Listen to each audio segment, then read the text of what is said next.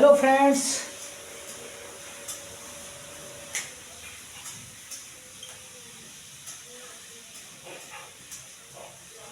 Class 10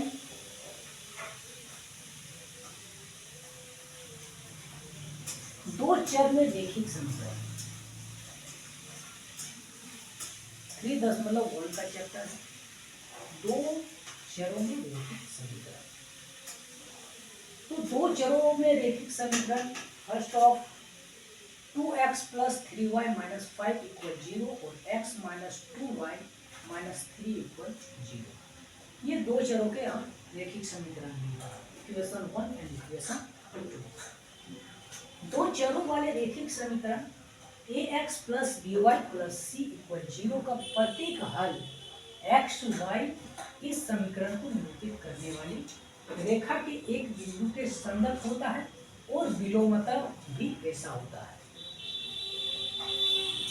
जैसे दो चरों x और y में रैखिक समीकरण युग्म का व्यापक रूप ax a1x + b1y + c1 = 0, ये इक्वेशन फर्स्ट, और a2x + b2y + c2 = 0, ये इक्वेशन 2। जहां पर a1 b1 c1 a2 b2 c2 a1 b1 c1 a2 b2 c2 सभी वास्तविक संख्याएं हैं और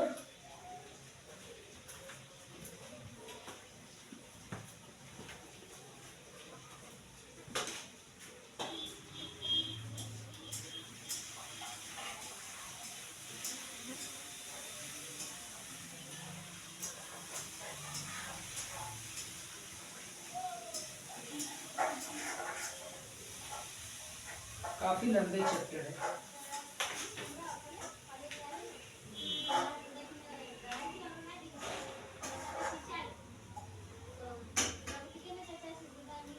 टेंथ क्लास से अधिक का चैप्टर है।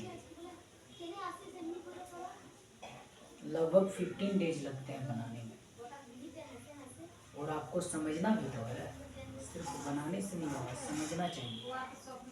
मैथ्स अगर आप नहीं समझे तो बेकार।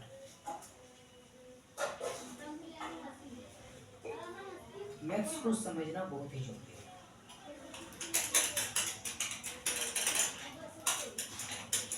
जहां पर लिखे हैं a1 b1 c1 a2 b2 c2 सभी वास्तविक संख्याएं हैं और a1 square + b1 square not equal a2 square + b2 square, ये 0 के इक्वल के बराबर नहीं होता है। दो चरों में एक रैखिक समीकरण के कुछ उदाहरण हैं। 2x + 3y - 7 = 0, 9x - 2y + 8 = 0। किताबी नॉलेज देता हूं आपको। बेसिक पॉइंट समझ जाएंगे तो क्वेश्चन अपने आप बन जाएंगे, इसीलिए बेसिक पॉइंट पहले जानना जरूरी है।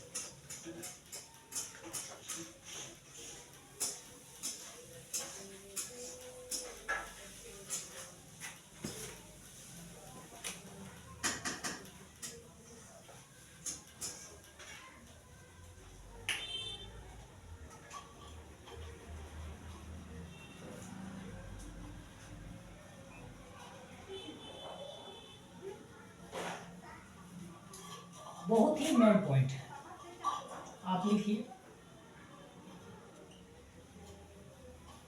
यदि दिए गए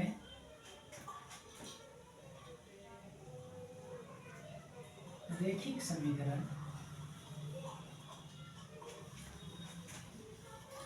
a1x + b1y + c1 = 0 और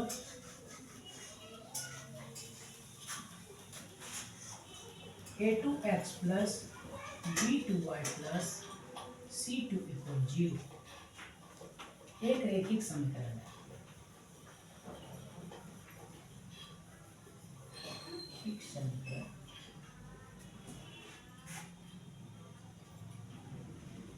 युग्म को प्रदर्शित करते हैं।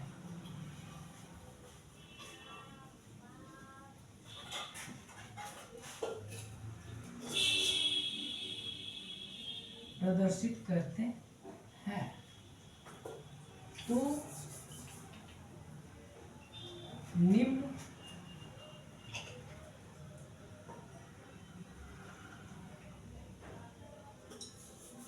स्थितियां उत्पन्न हो सकती हैं।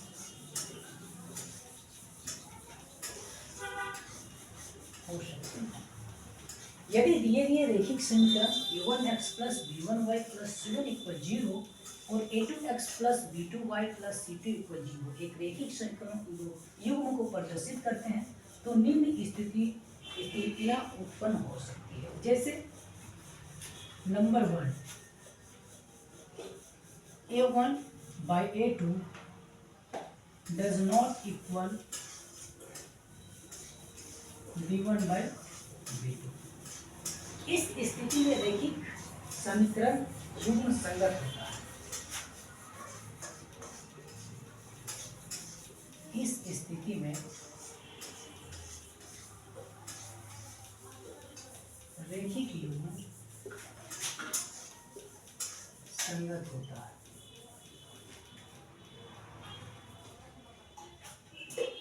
फिगर के द्वारा मैं समझाऊंगा इसे, पहले आप इसे लिखिए और इसे अभी समझिए। फिलहाल संगत असंगत। नंबर 2,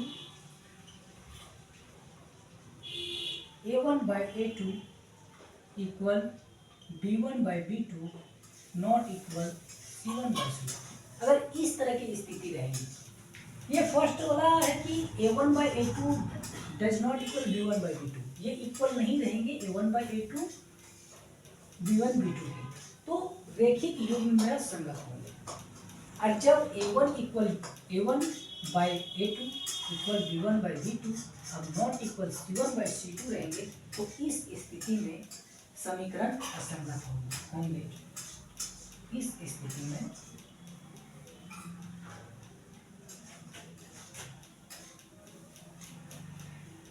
रैखिक समीकरण असंगत होता है। असंगत होता है। फर्स्ट वाला स्टेप समझ में आ गए होंगे और सेकंड वाला भी समझ में आ ही गया होंगे। नंबर 3,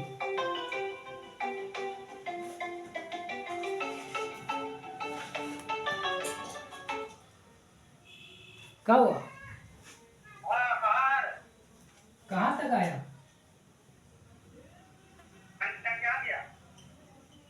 कहाँ पर है तुम?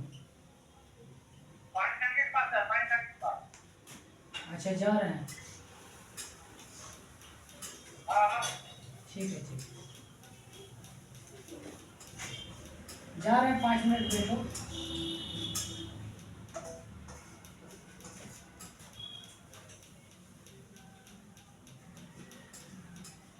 रैखिक समीकरण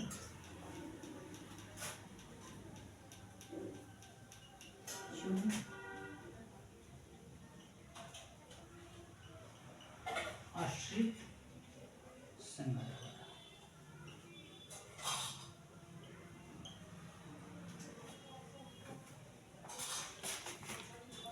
अब इस केस में a1 by a2 equal b1 by b2 equal c1 by c2, मेरे दोनों समीकरण दोनों पक्ष के इक्वल रहेंगे, तो इस स्थिति में रैखिक समीकरण युग्म आश्रित यानी कि संगत होंगे। ओके फ्रेंड्स, नेक्स्ट ये चैप्टर बता रहा हूं, कुछ और बेसिक पॉइंट आपको जानना जो कि है। तब तक के लिए धन्यवाद।